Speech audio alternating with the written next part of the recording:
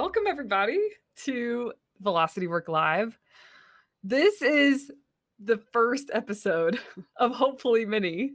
And I'll say more about Velocity Work Live, but we're so lucky to have Joey Vitale on today. Thank you for being the first. I am so honored and excited to be here. Yeah, me too. Well, let me give some context to everybody who is watching. Essentially, this is a show with entrepreneurs and business owners that are out of the hustle, grind, lift your firm off the ground phase. They don't have that as a part of their life anymore. It doesn't mean they're not working on growth, but it's just not the same vibe of like trying to get yourself to a place of more freedom, or like the people we're going to have on this show, they've got that. And on this show, though, I'm interested in their businesses and I think there's so many inspiring businesses out there. This show is about the human behind the business. This show is about how the owner operates, how they think, the lessons that they've learned. And of course, your business is a big part of you. So you'll have some of the, like your business will come up likely, but it's not about the business. If people want to learn about your business, we will make sure they have what they need to go find it. Right. So it made perfect sense because I've known Joey for such a long time, and I'll be damned if he has not created a life of the life that you want. It's just the life that you want. There isn't hustle now. There isn't a grind now. There's milestones that you've hit, and now, yeah, you want to grow, but you're breathing easy now. And so I'm super excited to have you on just to hear all the things. It's really, it means so much to me that you believed in me. And again, it's an honor to be a guest on this show, much less the first one. And I've told you this before, but there were moments when we worked together when you were like, Joey, you are an exceptionally strong business owner. And I had never heard that from anyone before. Wow. And I think it's really important to have people in your corner who see potential and possibility in your growth that you might not see in yourself yet. And so I'm now trying to give back in that same way and look for the potential in the business owners that are coming to me with help or questions, because you have no idea how much that means to people, right? Mm-hmm. No, I hear that. I think, yeah, I can think of certain people that have been that voice for me. And you're right. It makes a huge difference. And they don't even know that they're making the difference when they're making it. It's just like what they're saying, right? Yeah. Yeah. Okay. Well, let's get into it. The first question is a little bit about your business, but so you are the founder of Indie Law.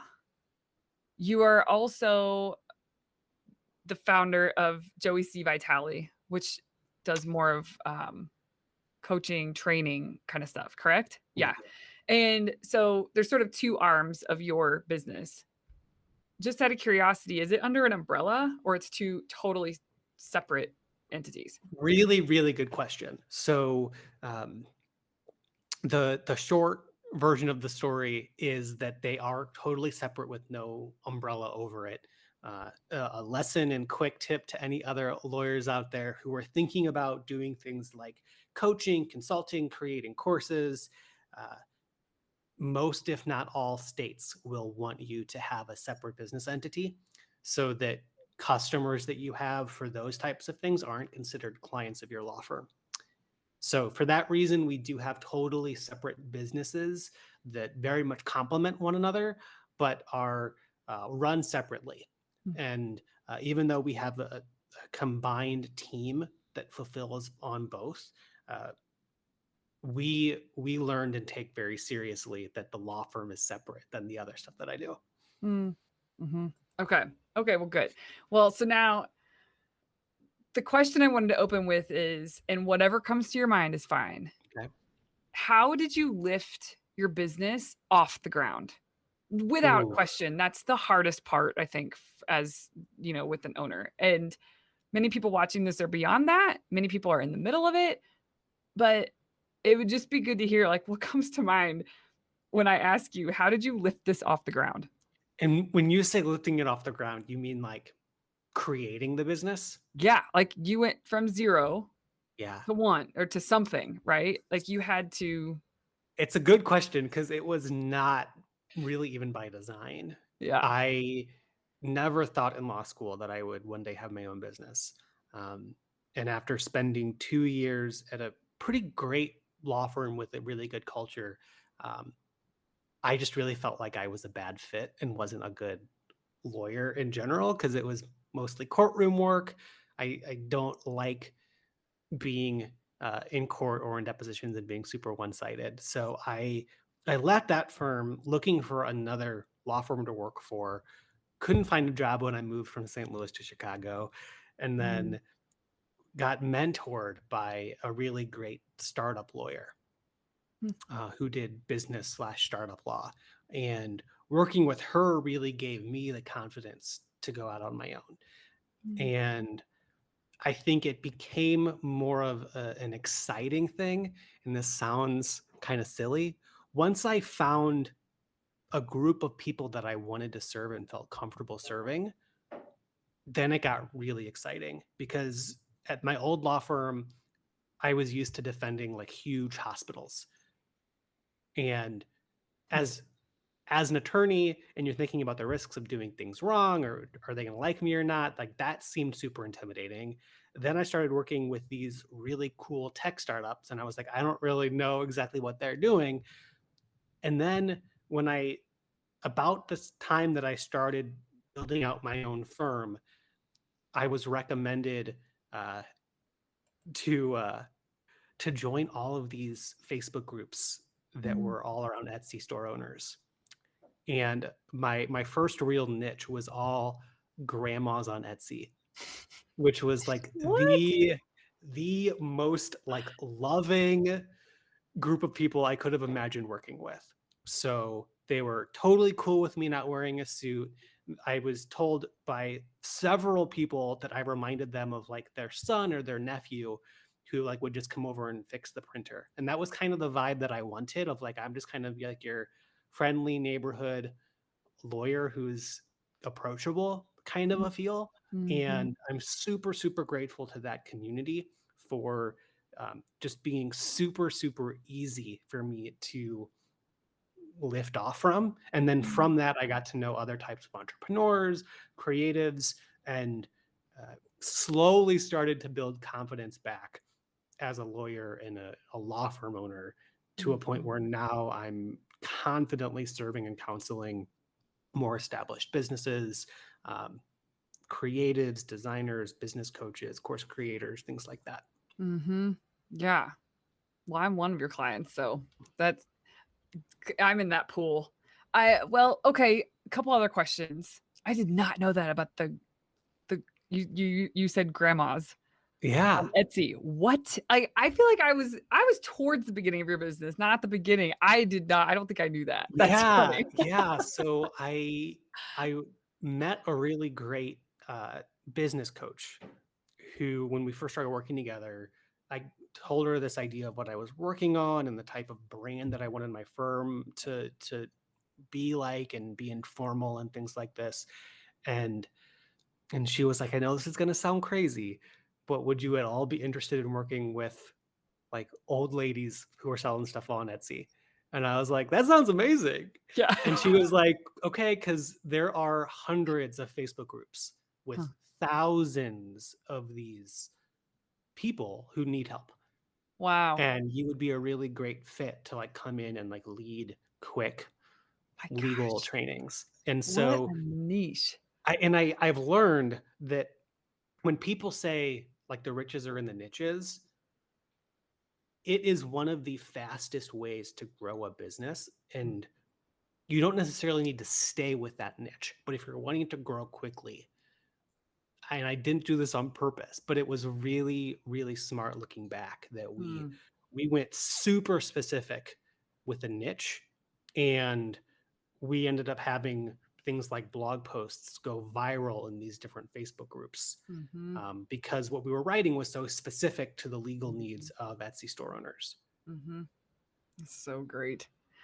Okay, tell me about a time that you can think of where we talk about a lot about making a plan and honoring your plan. Mm, And there's this thing about that your plan rarely goes as planned. So, there's that. But it's still really important to have it. It's a guide. Like you show up for the work, right? yep. What's a time where you felt really clear about how to get from A to B? How to maybe that meant, like, completing a project, maybe that meant getting your business to a certain point or increasing a number of some sort, but tell me about a time you went from A to B and you were certain that this was, like, gonna work or gonna be the thing or there weren't gonna be hiccups or whatever, and you were wrong. Mm. Like, does anything stand out? So the question is, when was a time when I committed to a certain plan thinking, "Oh my gosh, this is totally gonna work," and then You're it like, "This didn't is work as awesome." yeah. Yeah. I th the what comes to mind is not just one plan, but like a pattern of plans that I had for a while where Mm, it was it was like, I'm going to join this one person's program, usually some type of a marketing or social media program, mhm, and they are going to give me all of the secrets and hacks that I need mm, to have all of the clients that I want for the quarter. mhm. And I realized painfully time and time again that as helpful as those groups are, they don't have preset answers to give you. Right. 99% of the time, if they're good, what they'll do is just help you pay attention and listen super closely as you're taking action. Mhm, mhm, And it can be really frustrating when you think, "Oh, I'm just investing in this program for an ROI on the other end," to realize, "Oh, no, like, this is I'm investing in a almost like a forced accountability exercise that will hopefully give me lessons learned that I can execute for the ROI." mhm. Yeah. Oh, that's so interesting. It's almost like to get from A to B, your plan was that course or that coach, or it's almost like it wasn't your plan, but you knew that there probably was a plan, you were just gonna do that. Right. And it didn't work out the way you thought it would. Not that you didn't get anything out of it, but it's just not what you thought. It didn't get you succinctly from A to B. Yeah, I wasn't expecting them to say, "The best way for us to help you is to help you track and record what you're doing." Mm, mm, And I know that Melissa is huge on tracking, and mm, I've learned to appreciate that so much because even though especially if you're new to it, it can almost seem like, "Man, give me my money back. Like, I shouldn't be paying this much just to have someone be, helping me measure data." mm, It is the measuring of that data that allows you to discover how to move forward. mhm. Yes, that's so true. Well said. Stamp of approval, which you don't need. Um, okay, I wanna know if there are any principles or philosophies that you always keep top of mind, that it's just like a thing for you. Does anything stand Mhm. out when I ask that? Yeah, one, and I think this comes from you or is inspired by you, but it's facts over feelings. Mhm, So mhm, especially when things are happening, like I'm talking with my team, or when clients are coming to us with elevated concerns and fears about certain things, we will listen to what they're saying when they're talking about feelings. And then we will ask them to clarify what's going on in terms of the facts. mhm. And so So so smart. that's something that's always top of my head, top of mind in terms of when we're working through issues, how can we move forward? Um, Mhm, and then a related point there is think in terms of issues, not problems. because when you're thinking in terms of facts over feelings, then the negative problem kind of fades away and you can focus more objectively on what's the issue. Mhm. Um, uh, One of the visuals that runs through my head as I say this, and it's a story that I tell my team all the time, but I my phrasing of it is like think like Link.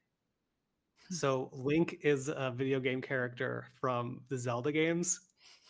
We talked earlier about how I'm a nerd, and one of the really cool things about Zelda that I remember as a kid was there were all of these like temples and puzzles that you'd have to figure out, but there was a pre-programmed solution.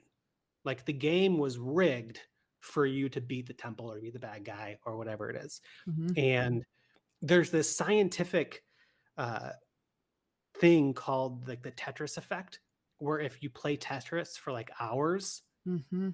and then you leave, you will start to just see shapes. Like you'll start to like see the Tetris stuff Uh-huh. happening in real life until the effect kind of wears off. And when I was in like fifth or sixth grade, I played Zelda for like all day. And then a friend asked me over. He lives super close by. In order to get to his house, I have to go through this creek. There's a small little bridge, and then I'm there. And I get there, it's raining, the bridge is overflowing. And I've been playing Zelda for so long that there was this like Tetris effect of like, how can I get past this bridge? And so I ended up like realizing that like there was a railing that was thick enough that I could stand on it and go over the bridge. And so I go to my friend's house. He's like, "How did you get here? The bridge was overflowing." And I was like, "Oh, I like walked over it." And so we call my mom. She yells at me for doing it and has to pick me up when I go home. But I'm so thankful for that experience. Mm. And now, like, again, think like Link is like my way of thinking. Like, okay, there is a solution that is pre-programmed Mhm. in this issue that I'm trying to solve. And Oh, if I that's think cool. about it that way, then it's just a matter of trying to figure out the puzzle. Yeah. Yeah.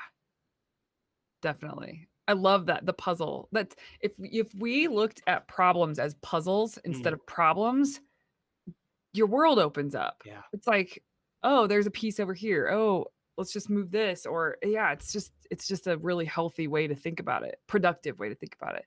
I love that. Think like Link. Very cool. Do you, with the way that you think about business, is there anything that from business that translates over that you bring over into your personal life? Mm. Like, maybe that, I don't know, but is there anything that comes to mind as, like, your business mindset makes its way into personal life? That's a really good question. I think for me, the thing that I think most affects my personal life is something that I've learned over the years of in order for me to have the success and the impact and the freedom that I want, I have to show up and be someone at an identity level that's Mhm. different than who I've been in the past. Mhm. And I think the more that I see that principle show itself in business, the more I realize how I can change how I'm being in Mhm. my more personal relationships in a way Mhm. to strengthen those relationships. Yeah. Um, and also again to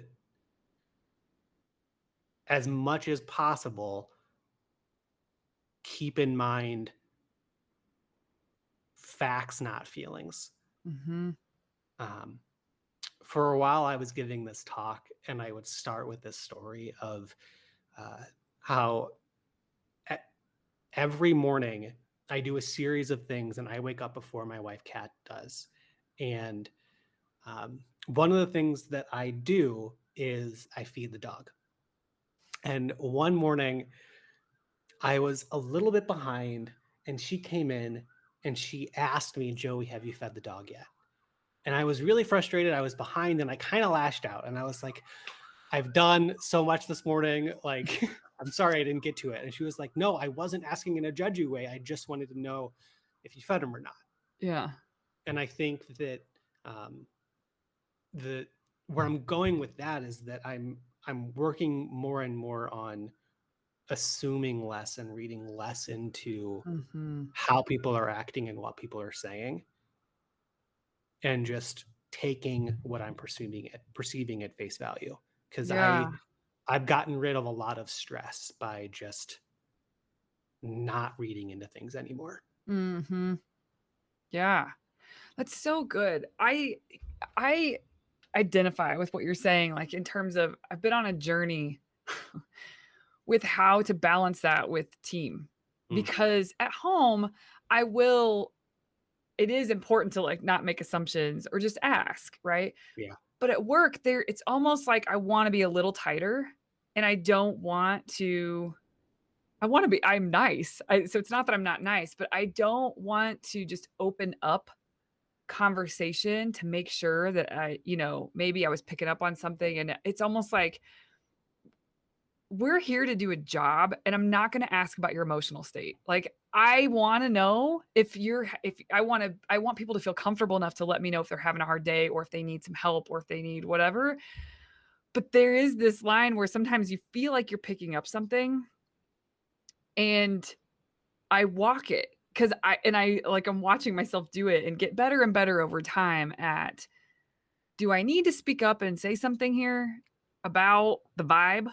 Or yeah, do we just keep, like, let's just talk about what needs to be talked about?" I and so, anyway, I've played with that line because there's almost like, what when the facts, not feelings, because that's what I lean heavy on that at work. yeah, And to stay really nice, it meaning not nice, that's not the right word, but just a good leader, some like a whole leader, not militant and we're just about numbers and that's it. It's like, how do you walk the line of facts, not feelings basically means you deal with the facts so that it's like all these emotions are there, but what are the facts? And then it kind of calms the emotions down. yeah, And so when you're focusing on the facts, there is a balance of um, learning how to do that without being cold.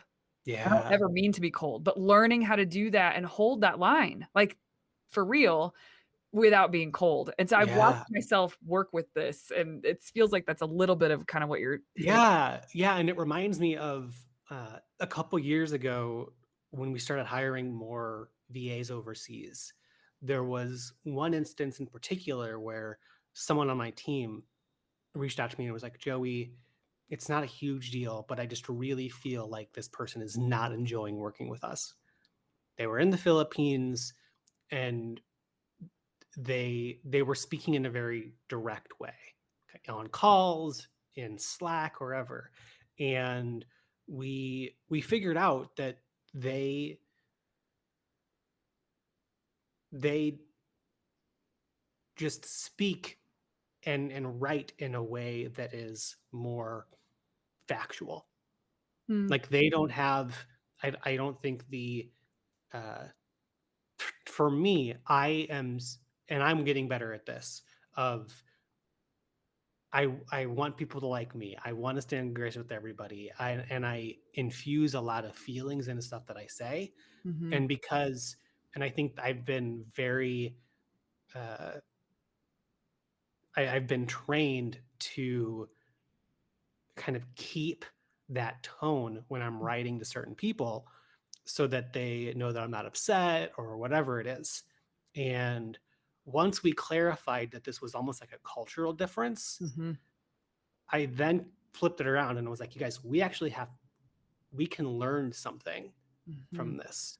mhm, And now we have a rule that we it's helpful for everyone to not like edit ourselves for tone, mhm, and to have a sense of transparency and trust within the team, mhm, that if you receive something that is direct, you won't interpret it as cold unless like we indicate that there is more of a problem there. And Mhm. so don't read negative emotion into something that is just emotionless. Right. Yeah, that's so true. That's so interesting that we do that automatically if it's missing it misses there's no eyebrows in writing, right? So you Right. can't, like, see what people are and so if you don't have the eyebrows and there's something just super direct or, like, facts, right? Yep. There's no extra stuff other than that. Yep. It's so easy to assume the side of cold versus like, why do we have any assumptions? I Yeah. guess because people overcompensate pretty consistently with exclamation points and smiley It's faces. so funny that you say exclamation points because at my old law firm, there was a partner at the firm who was a really nice guy, but had this reputation for being a little emotionless. And at this firm, it was very common to kind of dictate notes or a memo to someone, send it to your assistant, and that assistant would write it up and then give it back to the attorney. They would make edits and it would get sent to you. And Mhm. there were a couple of times where I received memos from this other attorney that were typed up with the help of the teammate, and I could see that he removed exclamation points that she had added, Mm, like yeah, "thank you!" exclamation point, removed yeah, it into a period. yeah, And I remember at the time being like, "Man, this guy, like it's kinda like jerk energy," but no, like, I get it now that, yeah, like, that isn't necessary, yeah, and yeah, especially when you're managing a team, um, and I'm trying to have this conversation as openly with all of my team members as I can, that, you know, we run a pretty positive law firm. mhm, Like, we try, I mean, big smiles is our big signature that we put everywhere. mhm, But it's the nature of a law firm is, we are carrying the stress of our clients, mhm, right? And I it's my duty to keep reminding our team that it's very easy to lose trust in the team and feel like people might be talking behind your back, or that there's some problem, or that mistake that you made yesterday is still being remembered and talked about by everybody. And it's like, no, you have to trust us in our communications with you, mhm, that whatever we're saying to you should be taken at face value, and you mhm, shouldn't be reading between the lines or assuming things, which mhm, also means that we have to be very clear in things like performance reviews. mhm, yeah, yeah, Because we shouldn't we can't go back on that and say, "Hey, when we tried to be nice and a good cop earlier and you didn't get the message." yeah, That's not something that we can have as an excuse later on down the road. right, yeah. No, that's a really good point. Um, you were talking about yeah, this is something I feel like there's a lot of people that probably deal with this with their team. Like they try to figure out the balance. Like I think in Slack, for instance, there's, there's a lot of different channels, a lot of different things going on. I will not use brain power to make sure that the emotion comes through. That to me is a no. And Yeah. I really have struggled with that because I come across extremely direct, more direct than in person for sure. And I don't really care, except, I do wonder how it lands. I do care that people it's not really my problem, but it kind of is my problem how it's landing. And I know that there's other people out there that are the same way, especially a lot of law firm owners. Like there's so many balls in the air, so many things you're juggling. This isn't really a moment. It's not, your moments are precious. And so when you're responding, it's quick, it's to the point, and sometimes could feel really cold. But one thing I always remind myself of is I am fun. I am freaking fun. And if I'm not fun on in a message, sorry. Like that's not my job Yeah. in Slack. Like that's not where I'm fun. Um, there's moments for that. that's not it. Like, we're trying to just communicate quickly back and forth, like, stop wanting emotion from me. So Yeah, no, I love the way you put that because there are moments for fun. Like, there are yeah, moments in our team meetings yeah, where we talk about positive focuses, we get more personal. There are certain channels in Slack that yeah, are more dedicated to, like, confetti reactions and stuff like that. yeah, yeah. But it's part of our onboarding process, I think now of, like, Mm, we that's communicate good. to people, like, "Here here are the things that we do to make sure that you are getting that from the company, and here are places where you can see that we're being fun." But, Mhm. like, think of us as, like, your mom who doesn't get texting when it comes to, like, the main Slack channels. Oh my god, that's amazing. That's so good. But it is and that's really good that I think it's a part of your onboarding. It's just set the expectation. I mean, so many problems would be cleared up if you set expectations correctly, Yeah. period. Whether you're talking about client timelines or whether you're talking about how you communicate with your team. And that's a really good example. You're just setting expectations right out of the gate, then there's no problem. People Yeah, just and I and I understand. do think it's helpful, and I mean, I'm so lucky that I met Kat when I was in college. I can't even imagine dating online, but, like, I feel for any teammates who might be having to That's true. cross Uh-huh. navigate, Uh-huh. 1 hour on a dating app trying to see, okay, does that person wanna go on a date? I don't know what the dating world looks like Yeah, that's anymore, and then yeah, going on Slack and, like, not being expected to read into that. that's Um, so oh, that's so good. That's so true. but Yeah. I think that it's, and I've seen in a lot of lawyer forums, people say, like, "I tried to be nice and so didn't get the message." Hmm. I think that there's responsibility you have to take there, and that Mm. it's not about being nice first and them not getting the message. Like, Mhm. if they didn't get it, that's on you and you weren't clear enough. Mhm. If it matters, I guess. Yeah. Like, sometimes it just doesn't matter if I think that but I think what you're saying is, like, If you giving wanna communicate that you are upset with someone, or that Mhm. someone didn't do something right, or that you need something to be changed in the future, Mhm. communicate that explicitly and not have it be like well, I used a period instead of an exclamation, or I said it like, "This is fine," and they should have read into it. Oh, yeah. Yeah, yeah. Like, there's no yeah, that's the other side is where your words aren't clear. Right. Are you actually saying or are you sort of trying to get the point across without words, with just And the expression. Yeah. I would say, to circle back to another question that you asked earlier about just, like, how are things changing on the personal side of things, or what Mm, is being impacted there. I think another mm, big thing is I am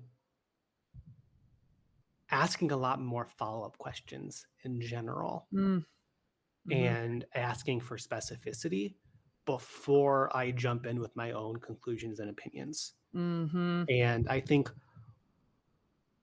I mean, all of my lawyer friends, I love you, but I think this is something that we can really, as a group, get better on. If you go to any Facebook group for lawyers right now and you see someone ask a question, just make a mental note of how many of the comments are quick to give advice in their thoughts versus mhm, asking follow-up questions. mhm. Well, that's interesting. Okay, uh, well, first, I have noticed that, but I have like a different angle, a reason I think I noticed that advice is really quick. Sometimes advice is asked for, so there's that. Um, so I we could talk more about that. But I do notice actually that the forums I'm in with you, I'm not in many, but the ones where I Mhm. see you, you always ask follow-up questions. I've never known that that was strategic on your part. I think I just I Well, don't know what I I think thought, it's but because I've realized when I'm wearing a coaching hat or a consulting hat, and if I'm getting paid or really depended on to help someone, mhm, and they ask me a question, mhm, or even as a lawyer, I need to know more before I give my thoughts. mhm. No, that's And so smart. Yeah. so I do want to raise that caveat of don't ask questions just to be that person who's like, here's a very coachy question for you to think Mm. about. And it's like almost a rhetorical question that makes you like want to punch the person who's just kind of being coachy with you. But I do think that it's helpful if you really want to help someone to try and make as few assumptions as possible. Because what I see a lot of times is people are quick to give their answers, opinions, advice. And then the follow up is, oh, well, that doesn't apply to me here. That's not really what I was asking, or whatever it is. You know what's interesting though? I think so I've watched these threads before and it does seem like there's been times or there's been instances, more than one, where the person will pose a question and there's sort of blanket advice being given, but from that person who's giving it, just their experience, right? Yeah. Their firm, where they are geographically, the team that they have. Like there's these unique set of instances where the advice that they're giving is what's worked for them, but it's almost foolish to think that that exact thing is going to work for someone Right. else. And not that the person giving the advice thinks that. They're just offering it up and I don't think there's any malintent there at all. But the when you pose questions and people almost at times get frustrated by your questions because they don't know the answers to them. Like Right. you're clarifying questions. And so what's fascinating is that I think a lot of people, and I have been here, I've been in this spot before, but people will ask, they want answers.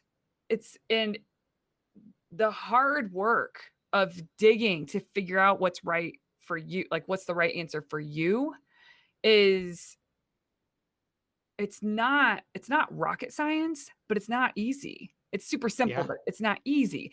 And so, when you push back, you're not pushing back. You're literally asking clarifying questions and you'll feel people be like, "I don't know, man."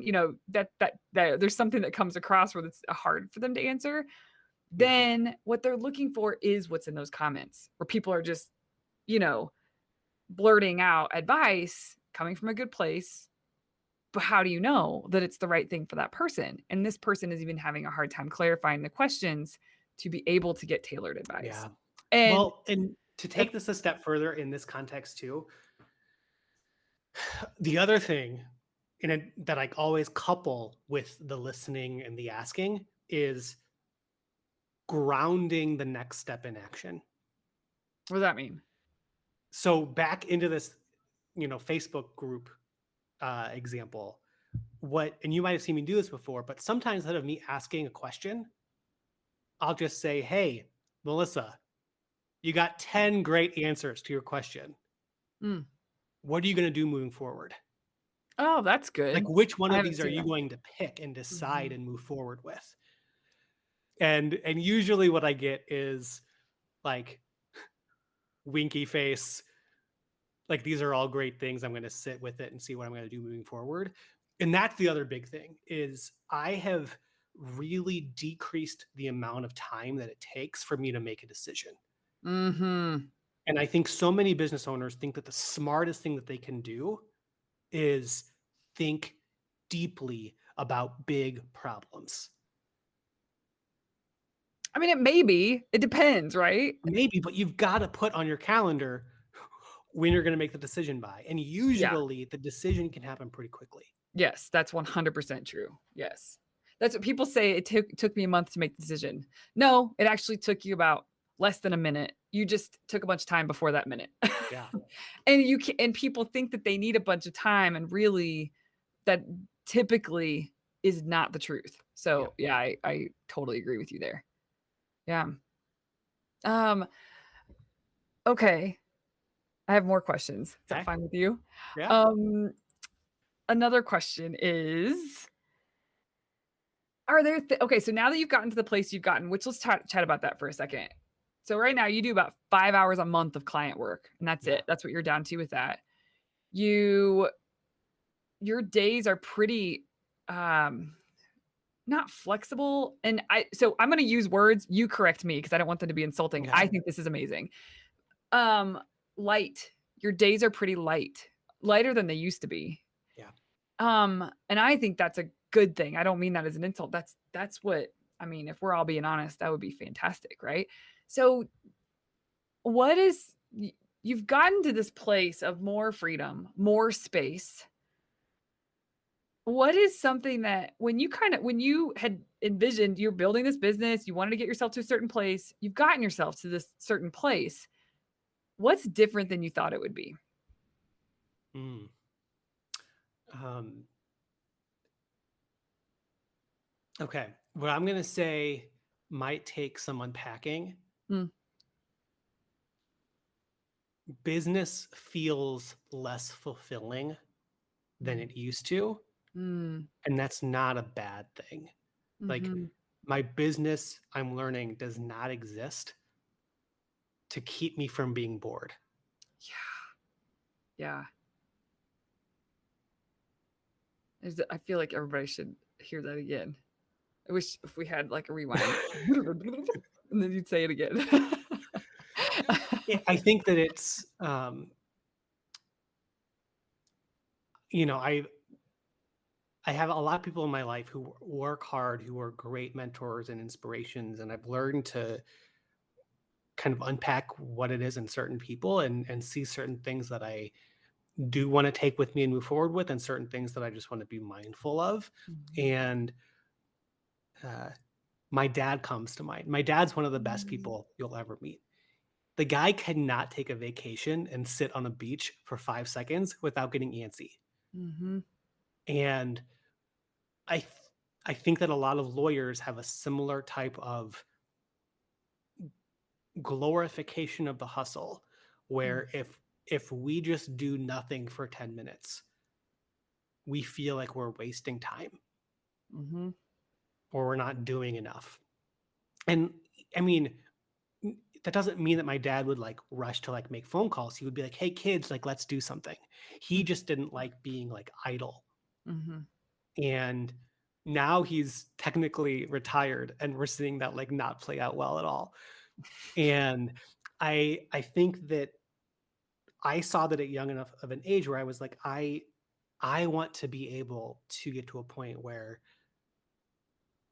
I can relax, and not just relax to like have a refresher so I can be ready when I start working again, but like relax just to relax. Mhm.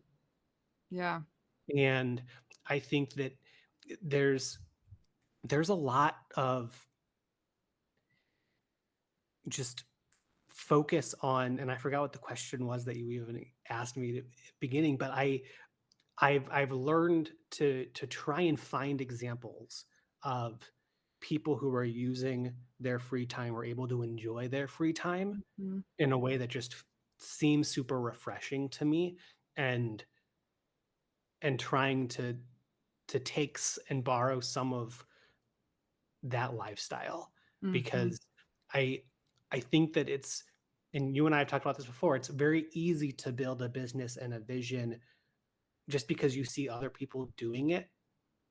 Um, and then you get there and you realize that it doesn't really make you happy or whatever it is. And so it takes a lot of work to get really clear on what your compelling reasons are for your vision for your business. mhm, And a huge part of that is figuring out for yourself, like trying something, did it work for me? Did it not? mhm. Yeah.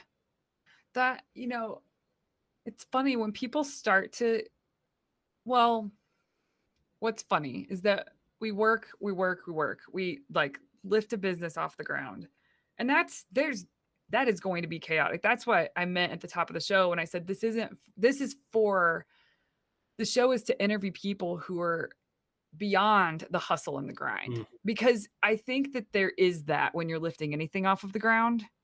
It's not very rarely, there'd be a very rare set of circumstances where there isn't chaos really involved in just the lifting. And then you figure out what systems you need and processes you need and et cetera, et cetera. And you can start to create some calm in the business. And but people get addicted to that. It's not because they would never say that they love it. Some would. But those who don't say that they like it, like they kind of want relief, they actually don't know what to do when yeah. they get time back. And so then they'll kind of keep themselves in the hustle because it's more uncomfortable in some ways Yeah. to find your place in this with space. And I it's have so interesting because I agree with you. I think in the beginning, there is that inevitable critical hustle and grind Yeah, that you need to make moves, yeah. and then you hit a point where that same hustle and grind is minimally helpful and maybe even counterproductive. Mhm. Yeah, diminishing returns for Yeah. sure. Yeah. And when I've had clients that have said, you know, they plan out their week, right? Monday, Friday wrap, and they'll say, and now and after quarterly retreats, like they've delegated a bunch of stuff. There's some ownership that other people have now that's off of their plate. And I'll have them message me and say, "This sounds dumb, but I don't know what I'm supposed to be doing." Yeah. And and for a bit, my answer is just chill. Just chill. Like you have on your calendar the things that need to be addressed and need to be done by you. Get used to the space because the last thing you want to do is just fill the void again. That's Right. not going to be helpful. Right. But it's so uncomfortable because they feel like they're twiddling their thumbs. And there is this balance that you have to learn to experience to get your it's almost like you're addicted to the it's all you know is the grind. And to get out of that, you have to become the kind of person that can have the firm you really want to have. And that is not grinding. That is this. It's with the space. I don't it's fascinating how tough it is. And speaking from experience, I think it's tough. Like it's not just what I see with clients. Yeah. Yeah, it's hard, but we as lawyers specifically have a duty to do everything we can so that our firms don't rely on us. Yeah. I agree with that. I totally agree with that. And there's stalling that people will do Yep. for they have fears around certain things or, whatever. There's stall tactics, even though that's not what they would call it. That's not what they're trying to do, but they're stalling on getting themselves to a place where um, things won't implode if something happens to them. Yeah. Um, yeah, it's just not a good. Yeah, no business should be run that way, right? Right. Okay, so I think the original question. I want to know if you answered it. I said, what did you expect? What is something that was unexpected, right? Like you have gotten yourself to this place. Mm. You shot for this. You made it, and now you're here. What's sort of unexpected about being here? And maybe it is the space. Maybe that's the answer. Yeah. Well, I know something that you say a lot is when you're reaching for a goal, it's the win isn't that next rung and hitting it, but it is that stretch, it is that reach. Mhm. And I have felt time and time again, and this sounds bad, but like the emptiness of Mhm.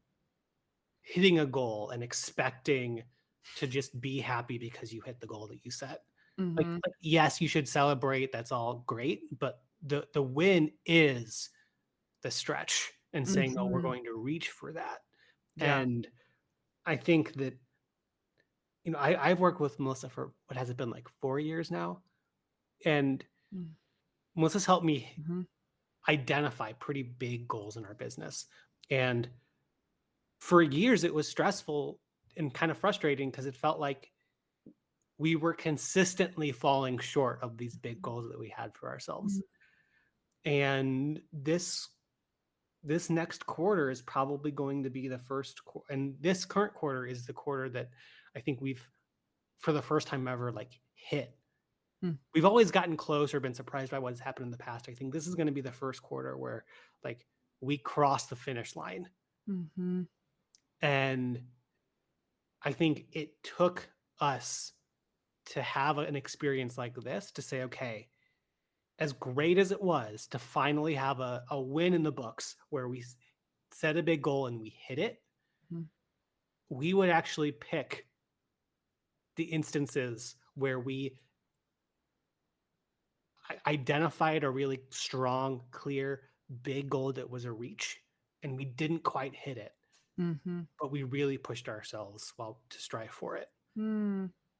And I think, That's a good realization I mean, you're very solid in that realization, and it's been a it's been a journey to hear you say it this solidly. Yeah, and I think we talked earlier about how we're mapping out what next year is gonna look like, and I think now my team has a really healthy, balanced sense of what do we think is possible, and now that we've been in business for long enough, we've been doing this long enough, what do, like, our historical projections show to hopefully be true? Mhm, And then I mean, what can we do now to set a new high benchmark, and how can we map that out? And mhm, something that I do with some of the attorneys, especially other trademark attorneys that might be uh, newer than I am to the business owner space, is if you want to make 500K next year or a million next year, that's awesome. And there's nothing wrong or good about that necessarily, but let's at least do the work, and Melissa helps you do this, of mhm, reverse engineering how you get there, mhm, quarter by quarter, month by month, seeing, okay, what are you actually going to make? What is going to be your path to hitting this big goal? mm, Then once you've broken it down like that, saying, okay, is this a beast that we believe in and want to tackle and it'll be fun? Or is this feeling like just way too heavy and unrealistic, and it's always going to seem super far? mhm. And there's nothing wrong with realizing that, aiming a little bit lower to No. bring a little bit more of achievability and fun into it. Yeah, because if you don't really buy into it or believe it, it's Yeah, definitely not gonna happen. we can all say we're gonna make $1 billion next year, Yeah. and it's cool to think that big. Mhm, But if you want to make a big, hairy, scary goal effective, it's not just claiming the huge number. mhm, It's the reverse engineering how you're gonna get there that's helpful. mhm, mhm. Yeah. At least just seeing what the possibilities are to get there, like, Right. playing it out just to yeah, yeah, definitely. That's so good that you're so strong in that because tell me where I'm wrong. Like you said, really, really, really big goals that like what we're talking about now. It felt like probably not gonna happen, but let's go for it anyway, right? Yeah. Like you've done that. You've also done where, um, like you've stretched. It's we think we could hit it. You might fall short, but like we can see a way. Like I believe that we could hit this, and then you get yourself like a path that to that. Yep. So you've done that. Have you ever set something where when you're looking back on it, the bar was too low? Uh, yeah, And I I don't think mean that has happened a couple of times in the past. can I clarify something though? Yeah. I don't mean the number was I mean, you guys, it was easier than it should have felt to be able to hit that goal. And so everybody was really excited because of course you could hit that goal. I don't know. Yeah. Yeah. It, um, Or no. it's happened before, and what it turned into was that kind of pat on the back sense of, you know, we've from these goals that were more attainable, we've identified projects that are easier to execute, and we can all feel really good about checking all of our boxes within the first month of the quarter and saying that we were all super productive. Mhm. And that's all good. Mhm. Um, but I will say too that one of the things that we've shifted to, and when this started to happen, I reached out to Melissa and I was like, "Is this okay?" Is we started building goals and projects that I, as the CEO, no longer own. Good. That is 100% okay. That is And great. I was like, "Oh no, am I like not doing business right when I'm doing this?" But it's been so great Mhm. to watch not only my team step up in identifying and clarifying what these goals need to, that I thought that I was the only one that could carry Yeah. this sense of like lessons learned. How is that going to inform things next time? And I think one of those easy but important things that I can do moving forward is to continue to keep my mouth kind of shut Mm. and let my team maybe make the mistakes that I could have prevented them from making, Mhm. so that they can really learn and feel these lessons learned for Yeah. themselves. Yeah. Yeah. You're playing the long game. Yeah. That's I think people Yes. that interject too much too quickly, it's like they're trying to control the short-term result Right. and they're screwing themselves because they're gonna be playing that game their entire life if that's how they do it. But if you're playing the long game, you do take that approach. Like this is why I wanna dig into the humans behind the business because this is not something you're gonna get if somebody has you on to talk about your business, this Right. isn't typically the stuff that comes up. And this is important. You're playing the long game. And so just asking yourself, where are you actively? If you observe the decisions that you're making and the way that you're handling certain things and the way that you're operating, where are you doing that for the short-term result? Yeah. Like where are you doing it because you're trying to control a short-term result? And just ask yourself if you really want that Yeah. or do you want to play the long game and what are you going to have to adjust in order to play the long game? That's so good. And another thing that I've learned, and this is related to all of this, is don't don't let yourself make investments or costs for the business that require huge short-term gains. Mm, I know that was something so good. that, you know, as a newer business owner, I heard great coaches say things like, you know, you've got to invest in business if you want it pays you pay to pay attention and like businesses should be investing this much money in whatever if they Or want their another businesses to grow. And I another thing think that people say is that you can't not afford to do this.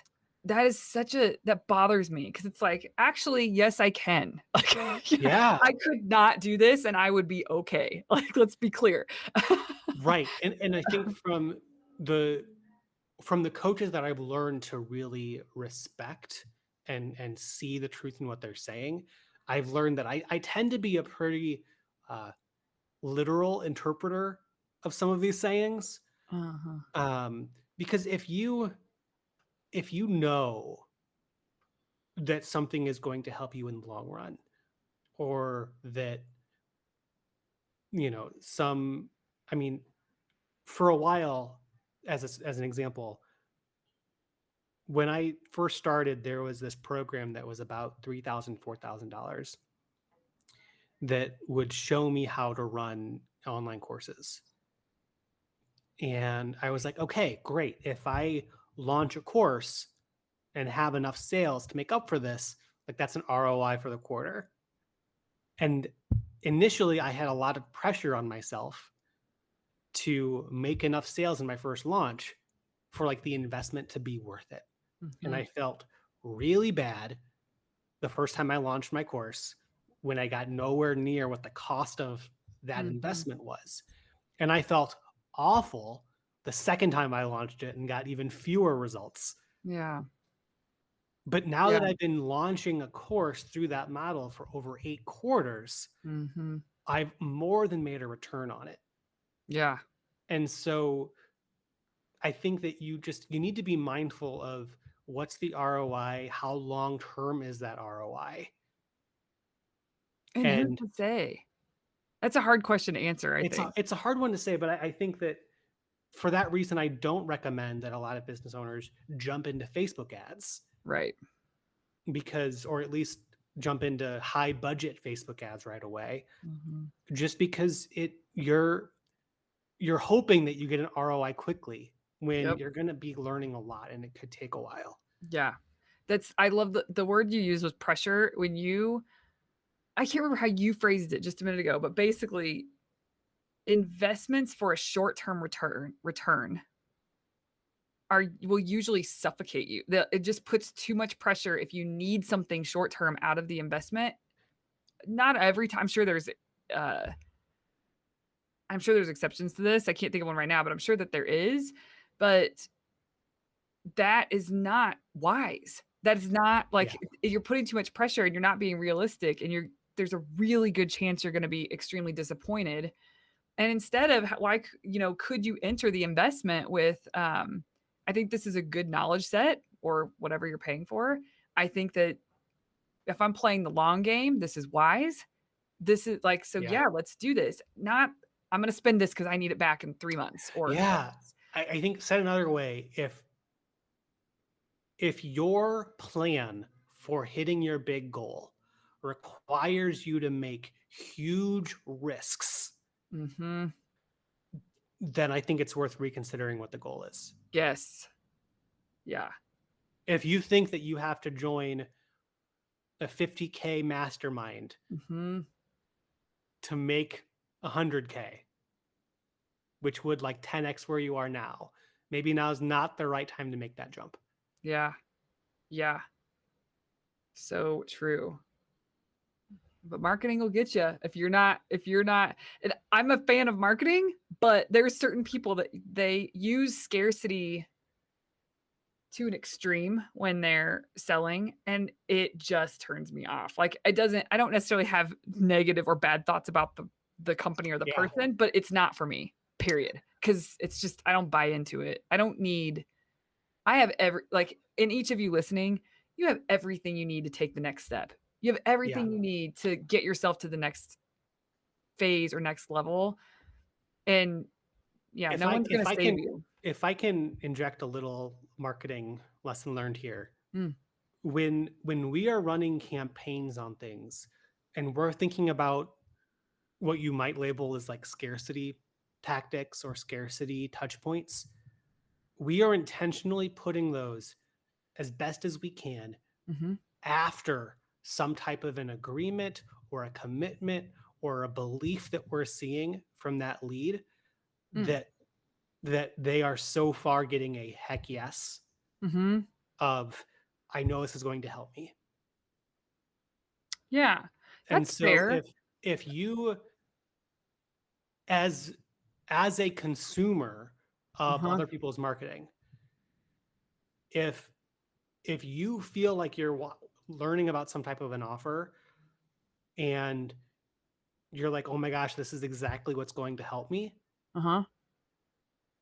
then any scarcity-based marketing that you get after that is meant to help you make the decision. Because if you don't make it quickly, you probably won't make it at all, Yeah, which will procrastinate into a no. I totally get that. I think what I'm talking about is when if somebody were just to say Yep. that, like, yes, like, because there's been times where I'm like, "Should I invest in that? Should I not?" Like, it seems like a good product or program or whatever, or, and that is true to me. Like, just make a freaking decision and be all Yeah. in with your decision, whether it's no or whether it's yes, just quit sitting on the pot. What So what I sometimes say in like my webinars and things is like the fact that you are sitting on this webinar means that you're sitting on a fence. uh, And okay, sitting yeah, on a fence is a very uncomfortable place to sit. And I want to help you off that fence either way. that's so true. Yeah. No, that's good. I think when I meant scarcity, because I should clarify, like, the doors are gonna close at a certain time, that to me is fine. Like, that's Yeah. true and helpful, and by the way, if there's reasons that those parameters are set up for the back end to make things organized for people coming in, right? So Mhm. there's that, or certain number of spots, same thing, there's a reason for that.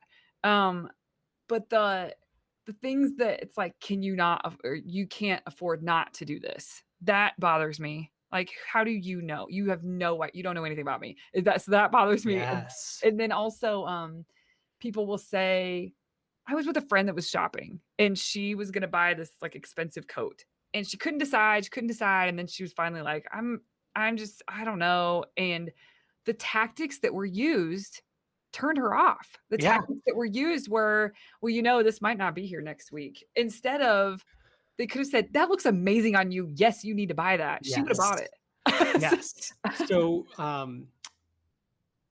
one of the interesting things is that I think that the marketing that is the least slimy tends to also be the most effective. And Mhm, one piece of marketing advice that I will probably always remember and keep in mind is if you want to communicate to someone like on a sales page that like you can't afford not to do this. If that is the sentence in and of itself, then you're assuming a lot about the other person. exactly. But that doesn't mean you can't tweak that sentence to say, if you blah, blah, blah, then you can't afford not to take this next step. Yeah, like a qualifier, 'cause Yeah, if the sentence is truth, it's fine. right. If the sentence is like, Yeah, could if be a you're on fact, board with right? XYZ, if you Yeah, agree with what we've been talking about that this is the case, yeah, if you've bought in to the fact that you need to honor your plans, yeah, whatever, yeah, then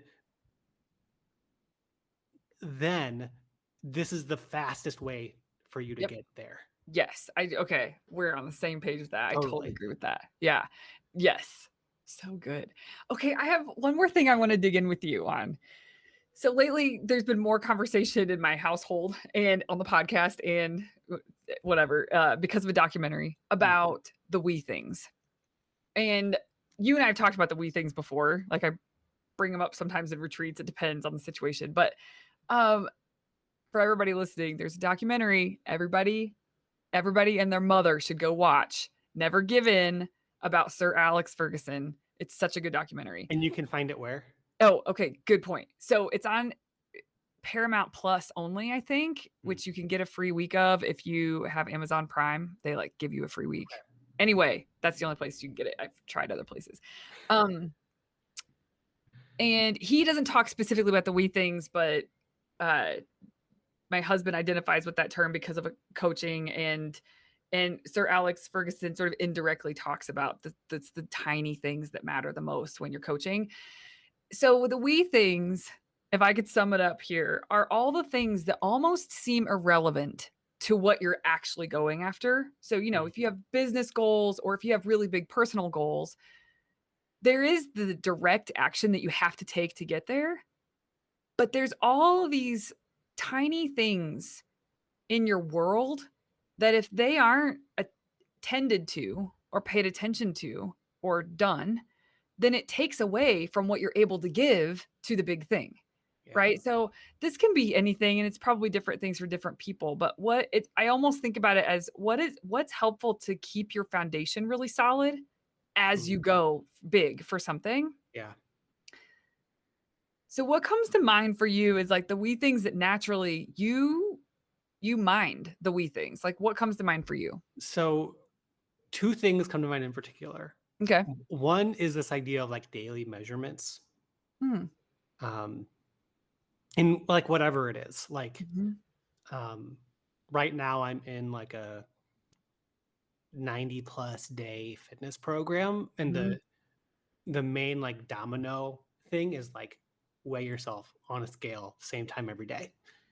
Mhm. And that both makes sure that I'm measuring what's happening, and it's like a Yeah. constant reminder of when things need tweaking. We're Yeah. doing a similar thing now in our business. We've got a Slack channel. I think it's called Daily Highlights, Mm. where it's just a snapshot of the main numbers Mhm. of where we're at Hmm. for the month, or like running totals of certain things. Cool. And so that kind of just daily snapshot is Mhm. great. And then the other thing, and this is kind of weird, uh, but one of my things is I, and let me preface this, I am very much not into conflict. Uh, I usually won't like, I am not the kind of person to like tell like someone they shouldn't do something, or like to call people out or whatever. But one thing that I don't tolerate is the use of the word weird. What? Say more My about that. That's weird, Joey. I'm kidding. So, and Just I kidding. there's something about that word that, and I'll get into it, but like Oh. Kat knows that I don't like the word weird and I don't use it. And if she says it, I'll kind of look at her and she'll use it, pick a different word. But Huh. part of our firm and our brand is indie law, which is very much like celebrating people who are subverting norms in some way. Mhm. And so I feel like it's potentially an insult to people that our company wants to celebrate Hmm. as a part of just like the indie law brand, when we label things that are unique and different as bad in some way. Do And you think so? I think that most people who use the and like we can talk about like changing whatever, but I think most people who say weird, and I think about specifically like when I was younger and like I would hear my siblings to me or other people like call something weird, like it's the Mhm. opposite of cool. Mhm. And I very much am passionate about like uh people can like we should celebrate people nerding out on what they're nerding out on. Yeah. Yeah. That's interesting. I do get that, and I was just thinking, like, I have a word probably not a lot of people use, but there's a vibe that's given Mm, off where if I pick it up, I have a really strong reaction to it. But the to me, weird is almost a badge of I was always weird. mm, And I think I am weird now, but now it's like and I think some of my favorite people would probably maybe be labeled as that. yeah. But, like, to me, it's almost a badge of honor. Like, you're not to me, it is cool. It's like Well, and that's the thing is like I think so too. I just very rarely hear people use it in a way that's yeah, and so it's like just you sort uplifting. of that makes sense. Yeah, that's interesting. Okay, yeah. What's the okay, so that is a good fact about you. I didn't know that. Mm. And I was just kidding earlier when I said that's weird, Joey. No. But I oh, okay, so I'm wondering the we things. So that's something you care about, but the we things that you tend to that you make sure take care of you so you have a really good foundation so that you Mm. can work the way you wanna work. Or go after a personal goal the way you wanna go like the fitness goal, for example. Yeah, Well, like, so you weigh yourself every day, period. It's like a discipline, right? yeah, that's one of those uh and good clarifying because yeah, that's something that I know sets the day and me up for success. What Um other things are do you have like that? And then maybe just one more thing. If you can't think of something, it's okay. um A discipline. yeah, that's such a good question. Um one thing that we are um one thing that comes to mind is I'm trying to lead my team away from communications in Slack and email. Mhm. And this feels very much like a we thing with our team Mhm. of keeping people in our task management software Yeah. instead of communicating outside of it. Yeah. Because the more that the team honors and respects and goes to that specific space to communicate, Uh-huh. the more everyone can do deep work and not be distracted. Yeah. That totally makes sense. That's a really good one. I was thinking too, the we things, I don't know if you identify them as that, but like you end work Mm, religiously on time every day. Like that's a thing for you, right? yeah. That's a we thing. Like, think if you didn't do that and you just Mm, run into the night or whatever, like and you've used to do when I first met you, sometimes that's the way it was for you. yeah. Well, And and so if I think back, I think the actual we thing there is when Kat is either done with work or when she's done with like her last meeting of the day, she will come into the main room, whether she's yeah, still on her laptop or not. And that's my cue that shut like the down. TV goes on Yeah, yeah, and I walk away from yeah. the computer. Uh-huh. No, that makes total sense. The other we thing that you do is you plan your week like a Mm, pro, with an assistant now, like, but it doesn't not get done. Is that true? It yeah. seems that way. Yeah, it's like it is one small thing. It is a discipline because you know if you do it, it sets you up to be able to really be present and focused throughout the week. Yep. Um, yeah, I feel like you have a lot of we things you probably just don't Yeah, recognize. We it's a probably all good do. question to noodle on. Yeah, because it is the and also one other thing that kind of plays into this, you and I have talked about your morning routine. So your morning routine was kind of packed with really meaningful things. And you mentioned like working out. I don't what else was a part of your morning routine before you just recently switched I it? mean, there was a glorified version of it that was like journaling, taking the dog out by a certain time, making like a bigger breakfast, um, meditating, the whole like 5 miracle morning, Yeah. 5 a.m. type of a here's how you can crunch all this stuff down. And it when you add just things like taking a shower, getting ready for the day, all this other stuff, it starts to feel like, okay, how am I going to get all of this stuff done and not sacrifice sleep? Right. So I think maybe sleep is the other wee thing that like Yeah. has crept up is like I uh my mornings are still very much in flux, but I wanted to build up the habit of like I want to be able to stay in bed till at least 7 a.m. Like I Mhm. don't want to feel like I have to do something in the morning that requires me to wake up earlier Yeah. until I feel like I'm respecting that 7 a.m. wake up time Yeah. and I don't get tired during the Mhm. day. Yeah. Because there were times over the past couple of years where like I was like, you know what, I'm sleeping till 9 because I need sleep and I don't trust myself to go to bed early. So I need Mhm. to just give myself a later wake up time. Yeah. Like that Yeah. was the easiest solution. Yeah. That's so good. So good. Thank you for coming on here. Of course. This Thanks has so much been for having me. this has been awesome. I was just thinking there's like other things in my head that I'm like, let's go down that rabbit hole. Okay, it's been a bit, so let's maybe wrap it up. But you got to come back. We'll Will go do. I would love to. deeper. Sweet. Thank you so much for being on the show. Thank you, viewers, and or when this goes into the podcast feed, listeners. Um, this has been an awesome first episode. More to come, just like it, but maybe not as special as Joey Vitale's. Oh. Well, thanks everybody. Thanks, Melissa. Cheers. Cheers. Bye.